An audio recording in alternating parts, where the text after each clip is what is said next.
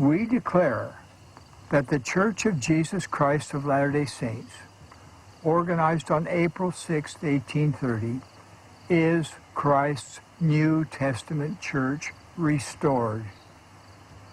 This church is anchored in the perfect life of its chief cornerstone, Jesus Christ, and in his infinite atonement and literal resurrection.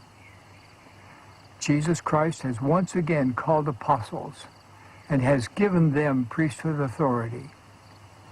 He invites all of us to come under him and his church to receive the Holy Ghost, the ordinances of salvation, and to gain enduring joy. 200 years have now elapsed since this restoration was initiated by God the Father and his beloved Son, Jesus Christ. Millions throughout the world have embraced a knowledge of these prophesied events. We gladly declare that the promised restoration goes forward through continuing revelation. The earth will never again be the same, as God will gather together in one all things in Christ.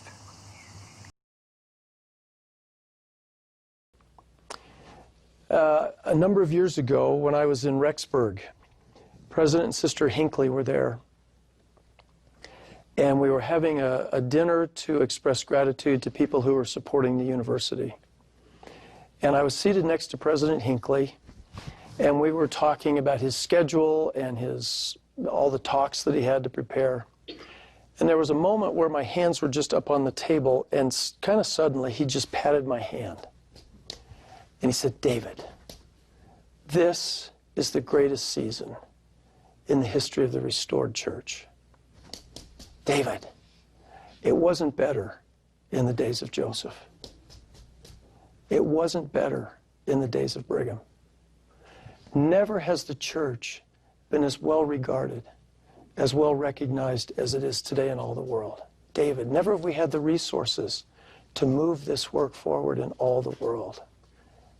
David, this is the greatest season in the history of the restored church." And he's right. Absolutely right. Think of the things we are blessed to see. Consider that we live this year in the 200th anniversary of the first vision, and we see the church in Papua New Guinea, where a temple has been announced, in Phnom Penh, Cambodia. Who would have thought? I'm old enough to remember when I could not have conceived the thought that we would have missionaries in the Soviet Union. And now we have a temple in Ukraine and missionaries in formerly communist countries. This is the greatest season in the history of the restored church. We were blessed this morning to hear our beloved prophet, President Russell M. Nelson, deliver a profound bicentennial proclamation to the world with respect to the restoration of the fullness of the gospel of Jesus Christ. This seminal declaration by President Nelson has made it clear that the Church of Jesus Christ owes its origin, existence, and direction for the future to the principle of continuous revelation. The new proclamation represents a loving father's communication to his children. In an earlier day, President Spencer W. Kimball expressed the feelings I have today. He stated, "Of all things that we should be most grateful for is that the heavens are indeed open and that the restored Church of Jesus Christ is founded upon the rock of revelation. Continuous revelation is indeed the very lifeblood of the gospel of the living Lord and Savior, Jesus Christ," end quote. The prophet Enoch foresaw the days in which we live. The Lord acknowledged to Enoch the great wickedness that would prevail and prophesied of the great tribulations that would occur. Nevertheless, the Lord promised, "But my people will I preserve." and righteousness will I send down out of heaven, and truth will I send forth out of the earth to bear testimony of mine only begotten.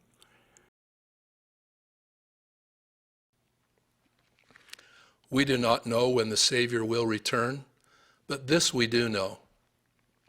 We must be prepared in heart and mind, worthy to receive him, and honored to be part of all that was prophesied so long ago.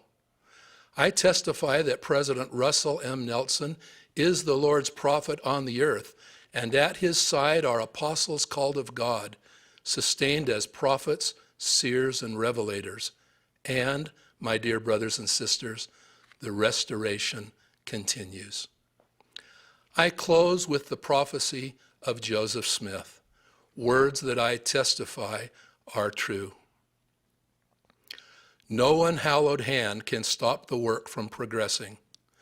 Persecutions may rage, mobs may combine, armies may assemble, calumny may defame, but the truth of God will go forth boldly, nobly, and independent, till it has penetrated every continent, visited every clime, swept every country, and sounded in every ear, till the purposes of God shall be accomplished, and the great Jehovah shall say, the work is done. I so testify that these prophecies of Joseph Smith are being fulfilled. I promise, as you follow the inspired counsel of our dear prophet, President Russell M. Nelson, his counselors, the apostles, and other church leaders, and as you pay heed to the ancient prophets who foretold of our day, you will be filled deep in your heart and soul with the Spirit and the work of the restoration. I promise you will see the hand of God in your lives, hear his promptings, and feel his love. In the name of Jesus Christ, with gratitude for the restoration of his gospel and his church, in evidence of his matchless love, amen. The prophet Joseph Smith declared, quote, "The building up of Zion is a cause that has interested the people of God in every age. It is a theme upon which prophets, priests, and kings have dwelt with peculiar delight.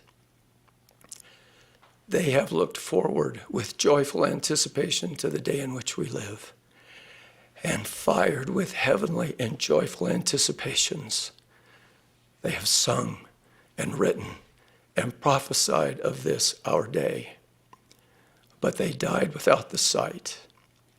It is left for us to see, participate in, and help to roll forward the latter-day glory. The heavenly priesthood will unite with the earthly to bring about those great purposes, a work that God and angels have contemplated with delight for generations past, that fired the souls of the ancient patriarchs and prophets, a work that is destined to bring about the destruction of the powers of darkness, the renovation of the earth, the glory of God, and the salvation of the human family." Close quote.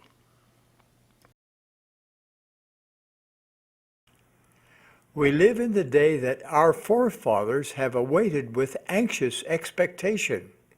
We have front row seats to witness live what the prophet Nephi saw only in vision, that the power of the Lamb of God would descend upon the covenant people of the Lord, who were scattered upon all the face of the earth, and they were armed with righteousness and with the power of God in great glory.